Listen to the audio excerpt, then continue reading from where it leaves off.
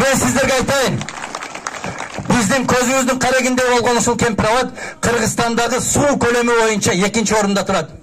1-ші орында Токтогул суу сактагыч тұрады. 19-18 миллиард куб менен.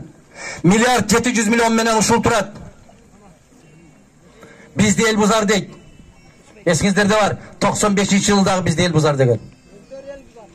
Мына ошол үзөңгү кууш кетип баратканда дагы ел бұзар деген. Үзөңгү кууш кеткенде какшаал тоо экен, ит байласа тургус жер экен. Эмне кыласыңар мынтип элди дүргөтүп? Барып өзүңөрдүн жериңерди коргой бергиле, биздин жер менен ишиңер болбосун деген. Кеп анда меселе, кеп ошол тоодо меселе, кеп Сары Жаздын суусунда эле. Мына ошол сууну Кытай алды, эбегейсиз чоң байлыкка ээ болду. Мусулманбыз деп отурасыңар ошол жерде. Мусулман дейт, өз жериңди коргоп отурган көзгө тозоктун оту харам дейт го. Козгобой, коргобойсуң байланайын кыргыз.